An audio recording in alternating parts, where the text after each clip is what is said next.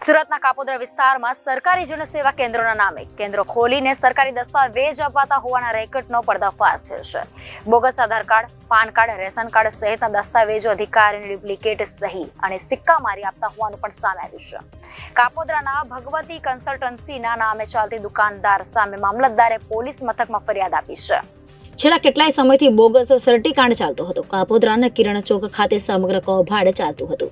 ભગવતી કન્સલ્ટન્સીના નામે જન સુવિધા કેન્દ્ર ચાલતું હતું। Aadhaar card, PAN card, ration card, આવકના દાખલા સહિતની વસ્તુ ડુપ્લિકેટ બનાવતો હતો। ડુપ્લિકેટ લાઇટ બિલ અને ડુપ્લિકેટ વેરા બિલ પણ બનાવી આપતો હતો। પોલીસે બોગસ ડોક્યુમેન્ટ સાથે નિકુંજ દુધાતની ધરપકડ કરી છે।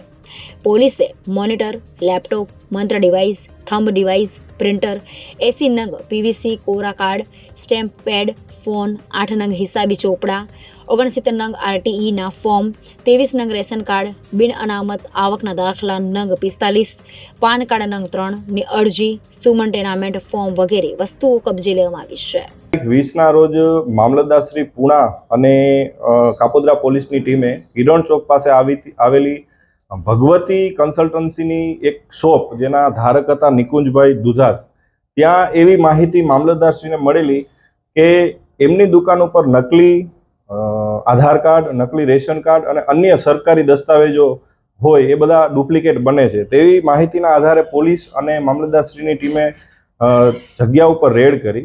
જગ્યા ઉપર જોતા એમના કમ્પ્યુટરમાં જે કન્સલ્ટન્સીના ધારક છે નિકુંજભાઈ, એના કમ્પ્યુટર અને લેપટોપની અંદર જુદી જુદી આધાર કાર્ડ, રેશન કાર્ડ અને જેટલા પણ સરકારી પ્રમાણપત્રો છે એના ડુપ્લિકેટ બનાવવા માટેના ફર્મા કમ્પ્યુટરમાં વર્ડ ફાઇલમાં મળેલા, જે બાબતે આને પૂછપરછ કરતા પોતે કોઈ જવાબ આપી શકેલ નહીં।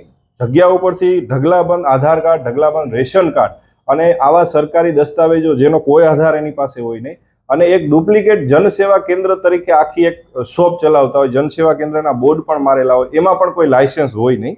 જેથી આ બાબતે પૂછપરછ કરતા કોઈ જવાબ ન દેતા આ બધા ડુપ્લિકેટ હોય એવું પ્રસ્થાપિત થતાં મામલતદારશ્રીએ કાપોદ્રા પોલીસ સ્ટેશનમાં ફરિયાદ નોંધાવેલી। આઈપીસી 465-68 અને આઈટી એક્ટ મુજબની ફરિયાદ નોંધેલી છે અને આરોપીને કોર્ટમાં રજૂ કરી અને તારીખ 26 માર્ચ સુધીના આરોપી હાલ રિમાન્ડ હેઠળ છે અને આ સમગ્ર કૌભાંડની ઝીણવટભરી તપાસ હાલ કાપોદ્રા પોલીસ ચલાવી રહી છે।